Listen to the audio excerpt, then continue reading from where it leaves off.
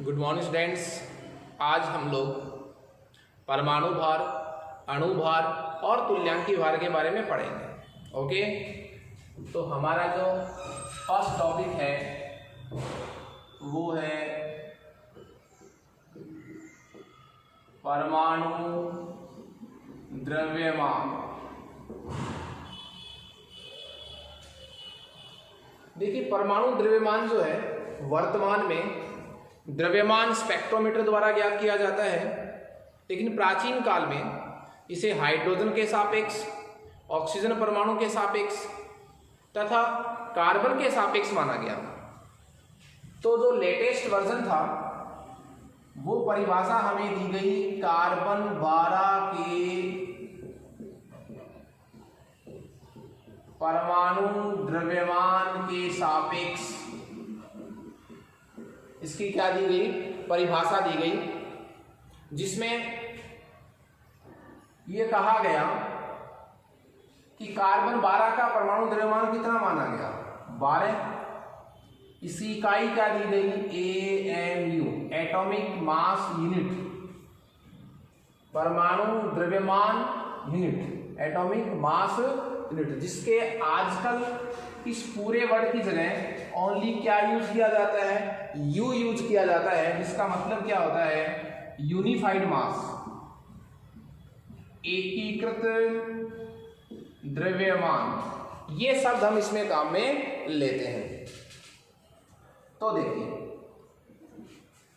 परमाणु द्रव्यमान की क्या परिभाषा दी गई कि किसी तत्व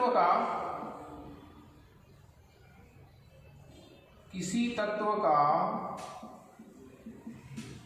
परमाणु द्रव्यमान वह संख्या होती है, किसी तत्व का परमाणु द्रव्यमान वह संख्या होती है जिससे यह ज्ञात होता है कि, जिससे यह ज्ञात होता है कि उस तत्व का एक परमाणु कार्बन 12 के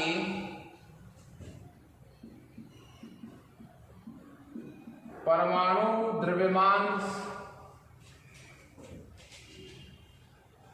के 1/12वें भाग से कितना गुना भारी है? कितना गुना भारी है? तो ये इसकी परिभाषा हो गई कि किसी तत्व का परमाणु द्रव्यमान वह संख्या होती है जिससे यह ज्ञात होता है कि उस तत्व का एक परमाणु कार्बन 12 के परमाणु द्रव्यमान के 1/12 भाग से कितना गुना भारी होता है। तो मेरे कहने का मतलब हुआ, जैसे मैं ये कहूं कि ऑक्सीजन का परमाणु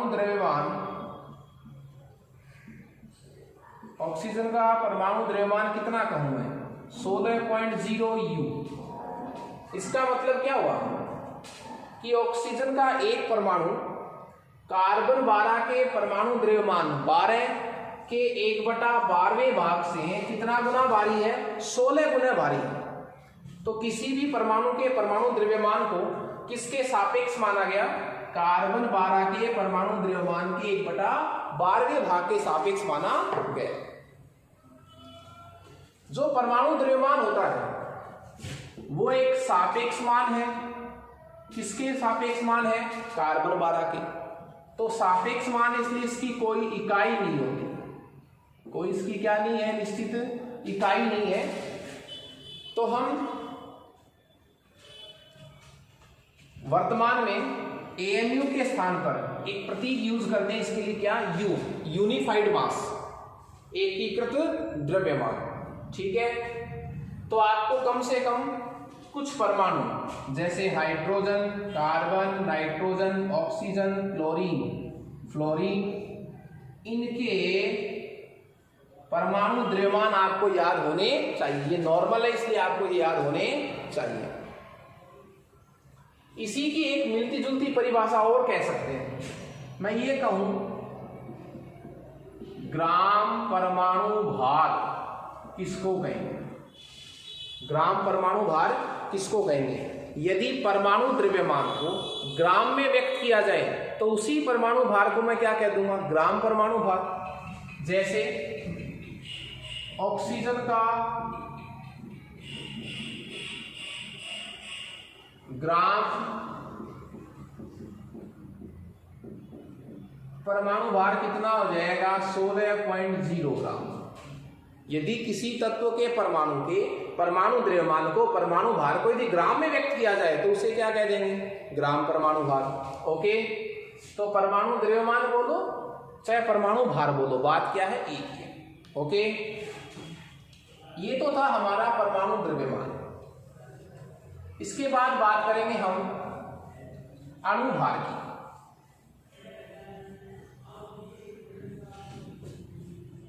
अणुभार की बात करेंगे।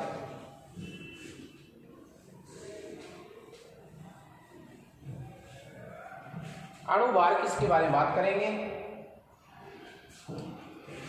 तो हमारा नेक्स्ट टॉपिक है अणुभार, मॉलिक्यूलर वेट। अणुभार का मतलब क्या है? अणुभार किसी अणु में उपस्थित विभिन्न तत्वों के परमाणु द्रव्यमान का योग होता है।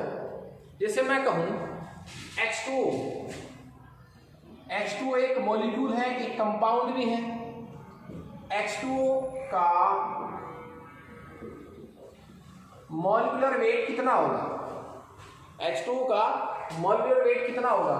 तो H2O मॉलिक्यूल है तो इसके परमाणु कौन से? देखिए हाइड्रोजन है 2, तो 2 प्लस एक ऑक्सीजन परमाणु है, उसके लिए 16। तो मैं क्या कहूं राउंड फिंगर में? 18। तो H2O का अणुभार कितना आ गया? 18 U। तो क्या कहूंगा कि किसी अणु का अणुभार क्या होता है? उस अणु में उपस्थित विभिन्न तत्वों के परमाणु द्रव्यमानों का योग होता है। कौन? अणुभार। ओके,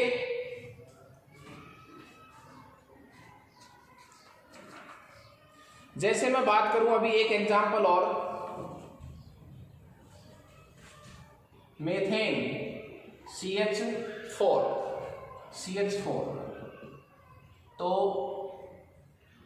कार्बन के लिए 12 प्लस हाइड्रोजन के लिए 4, राउंड फिंगर की बात कर रहा हूं मैं एक बार, तो ये हो जाएगा टोटल 16 U। ये कार्बन का परमाणु द्रव्यमान, ये हाइड्रोजन के परमाणु द्रव्यमान और ये पूरे CH4 का अणुभार। तो अणुभार निकालने में हमें कोई परेशानी नहीं आती यदि हमें प्रत्येक तत्व के परमाणु भार का ज्ञान होता है। ओके, अणुभार के बाद हमारा एक और परिभाषा आता है और वो है सूत्रभार।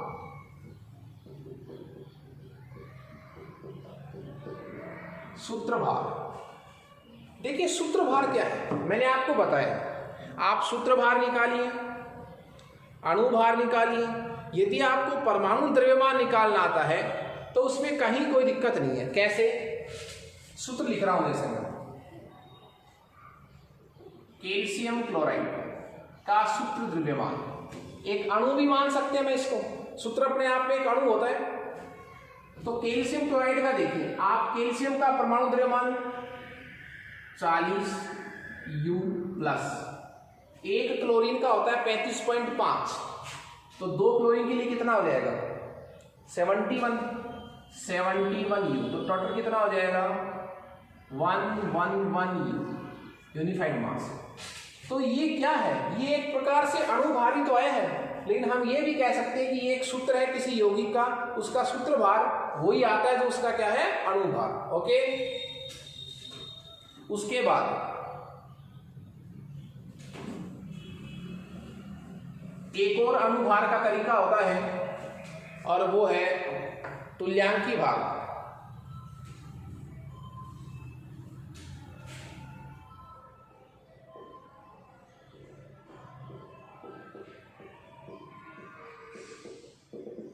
इक्विवेलेंट वेट, तुल्यांकी भार। देखिए तुल्यांकी भार में क्या है, किसी तत्व का तुल्यांकी भार हमें यह बताता है कि उस तत्व का एक परमाणु कितने भार की दृष्टि से, हाइड्रोजन के 1.008 भार भाग से, ऑक्सीजन के 8 भार भाग से, ठीक है, सिल्वर के 108 भार भाग से, क्लोरीन के 35.5 भार भाग से रिएक्शन करता है या उनको यौगिकों से विस्थापित करता है। मेरे कहने का मतलब क्या है, देखिए जो तुल्यांकी भार है,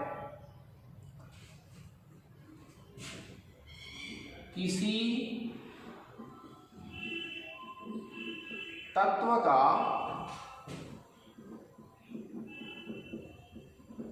तुल्यांकी भार, किसी तत्व का तुल्यांकी भार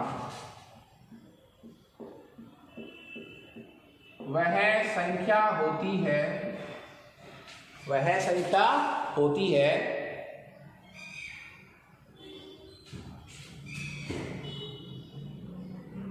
जो यह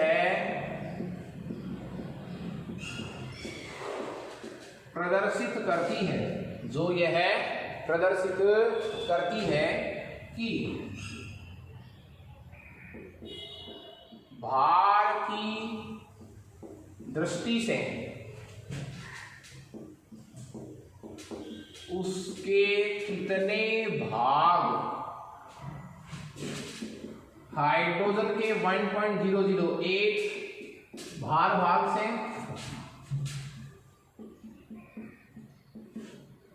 ऑक्सीजन के 16 भार भाग से,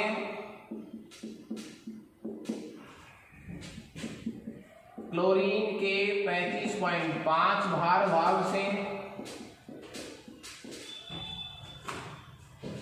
तथा सिल्वर के 1.08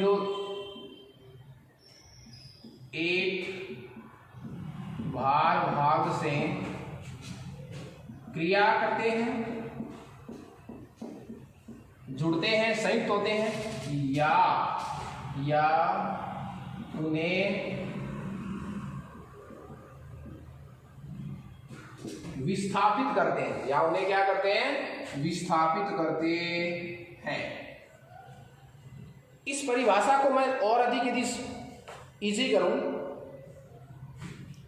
कि किसी तत्व का तुल्यांकी भार वह संख्या होती है जो यह प्रदर्शित करती है कि उस तत्व की भार की दृष्टि से उसके कितने भाग, उस तत्व के कितने भाग हाइड्रोजन के 1.008 भार भाग से, ऑक्सीजन के 16 भार भाग से, क्लोरीन के 35.5 भार भाग से और सिल्वर के 108 भार भाग से संयुक्त होते हैं या उनको यौगिकों से विस्थापित करते हैं। वह संख्या उस तत्व का क्या कहलाएगी, तुल्यांकी भार। इसके लिए कुछ फॉर्मूले भी हैं कि आप इनके थ्रू किसी तत्व का तुल्यांकी भार ज्ञात कर सकते हैं। देखिए यदि आपको मैं दो फॉर्मूले यहां पर डिस्कस करूंगा, आपको यदि किसी मूलक का तुल्यांकी भार निकालना है, मूलक का तुल्यांकी भार यदि आपको निकालना है तो इसके लिए आपको करना क्या है, उस मूलक का सूत्र भार, उस मूलक का सूत्र भार में आप उस मूलक की संयोजकता का भाग लगा दें। मूलक की किसका भाग लगा दें, संयोजकता का भाग लगा दें। यदि आपको मूलक का तुल्यांकी भार चाहिए तो उस मूलक के टोटल जो अपन वेट निकालेंगे उस वेट में किसका भाग लगाना, आपको मूलक की संयोजकता का भाग लगाना है। ठीक है,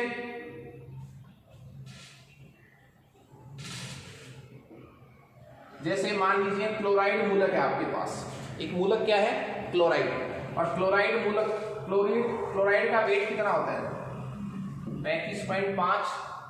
इसकी संयोजकता कितनी है, एक, तो एक का भाग लगा दीजिए, कितना आ गया, 35.5। ओके, यदि आपको किसी अम्ल का तुल्यांकी भार निकालना है, अम्ल का तुल्यांकी भार भी आपको निकालना है। तो उस अम्ल का कुल अणुभार, अम्ल का अणुभार, उस अम्ल का क्या निकालें आप, अणुभार निकालें, और प्रतिस्थापनीय हाइड्रोजन परमाणु की संख्या, अम्ल का अणुभार बटा प्रतिस्थापनीय हाइड्रोजन परमाणु की संख्या। प्रतिस्थापनीय हाइड्रोजन परमाणु की संख्या का मतलब क्या हुआ, उस अम्ल में से कितने हाइड्रोजन जा सकते हैं बाहर। प्रतिस्थापनीय हाइड्रोजन परमाणु की संख्या को एक नाम और भी बोलते हैं, उस अम्ल की क्या कहते हैं, बेसिसिटी या क्षारकता। इसका एक एग्जांपल देखिए आप, मान लीजिए आपके पास एसिड कौन सा है, H2SO4, अम्लों का राजा, सांद्र H2SO4 बोलते हैं, पर यूज करते हैं। H2SO4 का वेट देखिए कितना होता है, ये हो जाएगा 32 और 2 34, 34 और 64, 34 और 64 98। तो इसका टोटल वेट तो कितना हो गया, 98। अब इस H2SO4 में कितने हाइड्रोजन विस्थापित हो सकते हैं, 2 हाइड्रोजन बाहर जा सकते हैं। तो इस क्या लगा दो, 2 का क्या लगा दो, भाग। तो H2SO4 का तुल्यांकी भार कितना आ गया, 49। तो H2SO4 की क्षारकता कितनी हो गई, 2। क्यों, इसमें 2 हाइड्रोजन बाहर जाते हैं। इसी तरह बात करें हम किसी क्षार के तुल्यांकी भार की, तो क्या रिपीट हो जाएगा, रिपीट क्या हो जाएगा, जैसे मान लीजिए आपके पास है क्षार का तुल्यांकी भार, तो उसी तरह क्षार का अणुभार, उसी तरह क्षार का क्या है, अणुभार बटा प्रतिस्थापनीय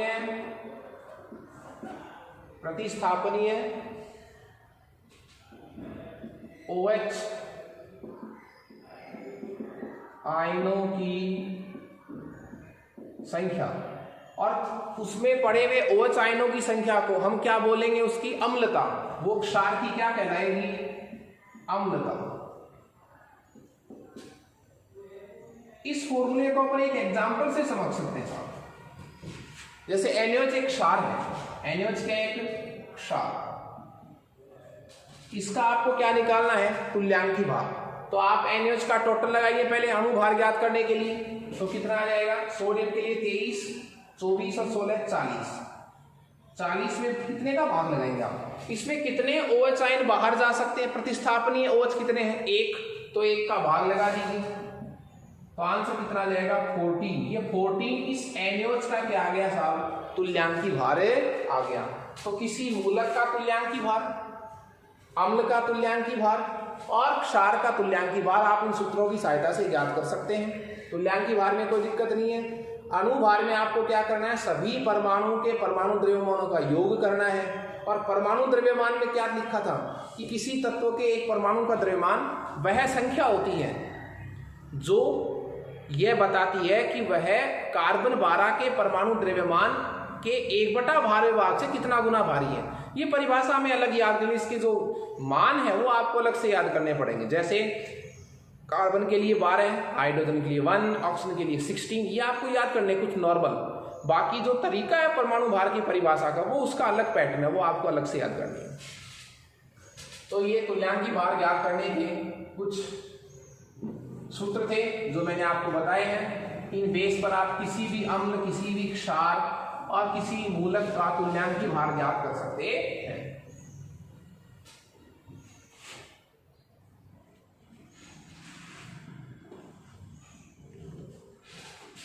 इसके बाद हमारा टॉपिक स्टार्ट होता है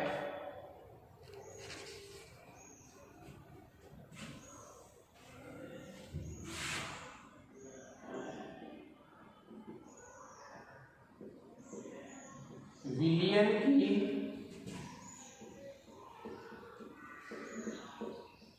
सांद्रता को व्यक्त करना, विलयन की सांद्रता को व्यक्त करना। ओके, देखिए विलयन की सांद्रता क्या होती है?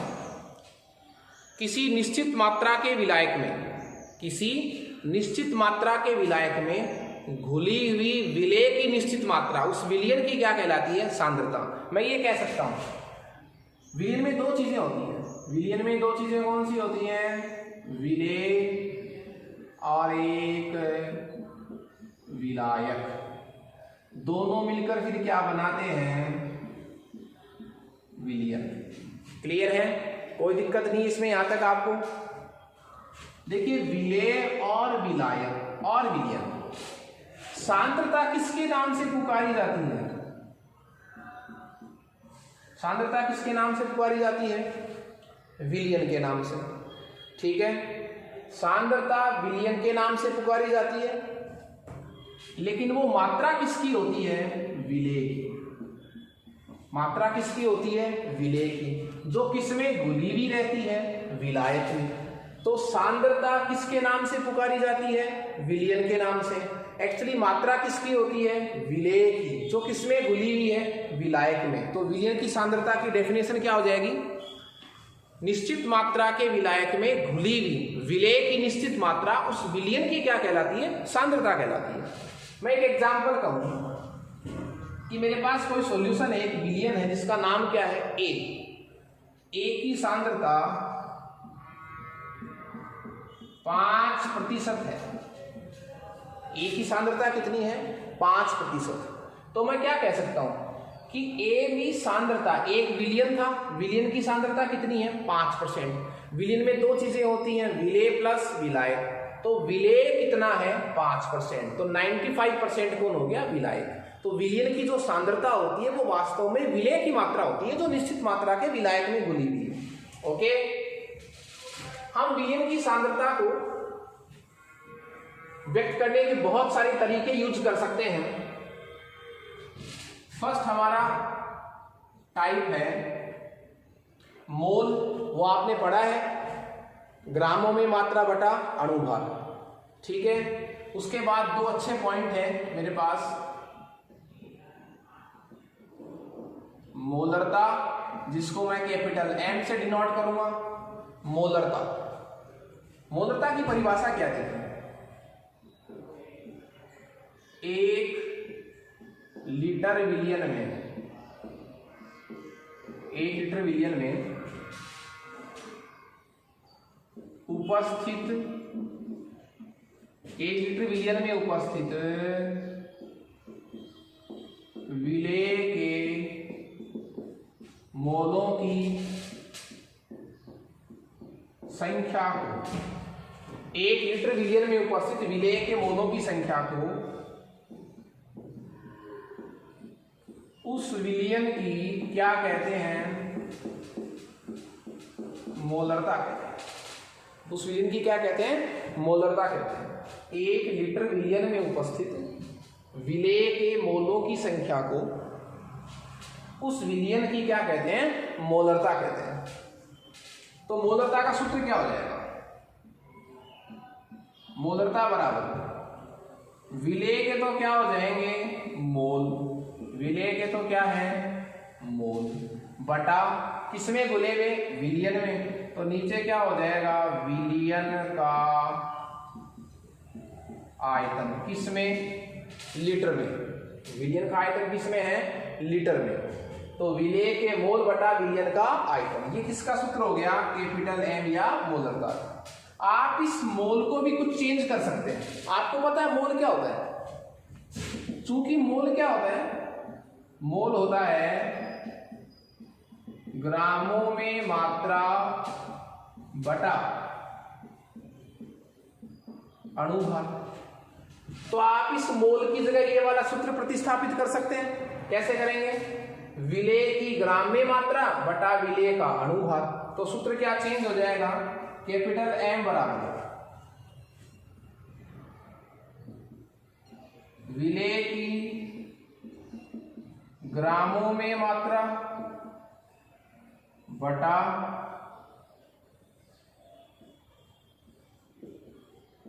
विलेय का अणुभार गुणा विलयन का आयतन, और किसमें? लीटर में। तो मैंने विलेय के मोल की जगह सब क्या चेंज कर दिया? ग्राम में मात्रा और इसका अणुभार। तो आपको जब विलेय की ग्राम में मात्रा दी हुई हो, अणुभार दिया हुआ हो, विलयन का आयतन दिया हुआ हो, तो आप क्या फाइंड कर सकते हैं? मोलरता फाइंड कर सकते हैं। ओके, मोलरता के बाद आप एक और परिभाषा इसकी डिस्कस कर सकते हैं, वो है मोलरता, जिसको मैं स्मॉल m से डिनोट करूंगा।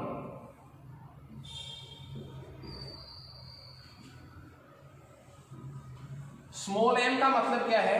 मोलरता। देखिए, मोलरता को मैंने पहले पढ़ा है, मोलरता भी आपको मैं पढ़ा रहा हूं। मोल को मैं पहले डिस्कस कर चुका हूं आवोगाद्रो की मोल परिकल्पना में। तो मोलरता में क्या हो जाएगा? 1 किलोग्राम विलायक में, 1 किलोग्राम विलायक में उपस्थित विलेय के मोलों की संख्या को विलयन की क्या कहते हैं? मोलरता कहते हैं साहब। 1 किलोग्राम विलायक में उपस्थित विलेय के मोलों की संख्या को क्या कहते हैं? उस विलयन की मोलरता कहते हैं। तो क्या सूत्र बन जाएगा? स्मॉल m बराबर क्या हो जाएगा? विलेय के मोल बटा विलायक का द्रव्यमान, और वो भी किसमें चाहिए हमें? केजी में। तो विलेय के मोल बटा विलायक का द्रव्यमान केजी में। मैं मोल की जगह क्या चेंज कर सकता हूं? ग्राम में मात्रा बटा अणुभार। तो क्या चेंज हो जाएगा? विलेय की ग्रामों में मात्रा बटा विलेय का अणुभार गुणा विलायक का द्रव्यमान केजी में। आपको मोलरता में विलयन का आयतन लीटर में लेना है, मोलरता में आपको विलायक का द्रव्यमान केजी में लेना है। यदि ग्राम में, नैनोग्राम में, पिकोग्राम में यदि दिया हुआ है तो आपको चेंज करके किसमें लाना पड़ेगा? किलोग्राम में। ओके, तो ये 2 फॉर्मूले थे, मोलरता और मोलरता। इसके बाद थर्ड हमारा रह गया मोल अंश। मोल अंश, मोल अंश क्या है? देखिए, जैसे मान लीजिए विलयन में 2 अवयव हैं, विलेय और विलायक, उनके खुद के मोल हैं। कुल मोलों में किसी एक का अपन मोल ज्ञात करना चाहें तो उसका क्या हो जाएगा? मोल अंश। मेरे कहने का मतलब मान लीजिए, जैसे मान लीजिए एक तो विलेय है A, एक विलायक है B, दोनों ने मिलकर क्या बनाया? एक विलयन। क्या बनाया? एक विलयन। विलेय का नाम है A, विलायक का नाम है B, और विलयन क्या बन गया? ठीक है। विलेय के जो मोल हैं, उन मोलों की संख्या को किससे बताते हैं? n से। तो Na का मतलब क्या हुआ? A के मोल। विलायक के मोल को मैं क्या नाम दूंगा? Nb, B के मोल। ठीक है। अब मुझे क्या करना है? देखो, ये तो क्या है? ये तो है मोलों की संख्या। ये तो क्या है? मोलों की संख्या। ठीक है। मुझे क्या ज्ञात करना है? मोल अंश, मोल फ्रैक्शन, जिसको मैं क्या भी कह सकता हूं? मोल भिन्न भी कह सकता हूं। ओके, देखिए, मोल की संख्या को तो किससे डिनोट करते हैं? स्मॉल n से। और मोल भिन्न को किससे डिनोट करते हैं? x से। तो मोल भिन्न कैसे निकलेगा? आपको मान लीजिए किसके मोल निकालने हैं? मोल अंश निकालने हैं विलेय के। तो चलिए, विलेय के मोल अंश को किससे डिनोट करता हूं मैं, x से, तो XA का मतलब A के मोल अंश, विलायक के मोल अंश क्या हो जाएंगे, XB। पर मान कैसे निकलेगा, मोल अंश निकालने आपको, किसके मोल अंश निकालूं मैं, A के मोल अंश। अब जिसके भी हमें मोल अंश निकालने हैं उसके खुद के मोल लिखो सबसे ऊपर, तो किसके मोल अंश निकाल रहे हैं हम, A के मोल कितने हैं साहब, Na, तो ये उसके खुद के क्या लिख दिए, मोल Na बटा विलयन में उपस्थित सभी अवयवों के कुल मोल, तो विलयन में Na भी है और Nb भी है। ये सूत्र किसका हो गया, XA का, A के मोल भी, स्वयं के मोल लिखो बटा टोटल मोल लिखो। उसी तरह XB, किसके मोल अंश निकले हैं मेरे को, XB के, तो B के मोल अंश निकालने के लिए मैं क्या करूंगा, पहले B के मोल लिखूंगा, तो ये लीजिए NB बटा विलयन में जितने मोल हैं उन सब का योग, तो Na प्लस Nb, ये किसके मोल अंश हो गए, B के। और एक स्टेटमेंट क्या है कि विलयन में कितने भी अवयव पड़े हों सभी अवयवों के मोल अंशों का, मोल भिन्नों का, मोल फ्रैक्शन का टोटल योग कितना आएगा, 1 आएगा। मतलब क्या हुआ, XA प्लस XB ऑलवेज कितना होता है, 1 होता है। विलयन में कितने भी अवयव हों, 1 हो, 2 हो, 3 हो, 4 हो, प्रत्येक अवयव के मोल अंशों का योग हमेशा कितना आएगा, 1 आएगा। आप काउंट भी कर सकते हैं, आप जब इन दोनों को जोड़ेंगे तो आंसर आपके पास कितना आएगा, 1 आएगा। ठीक है, हमारा फर्स्ट चैप्टर कंप्लीट हो चुका है। नेक्स्ट क्लास में अपन इस पूरे चैप्टर के न्यूमेरिकल्स को सोल्व करेंगे।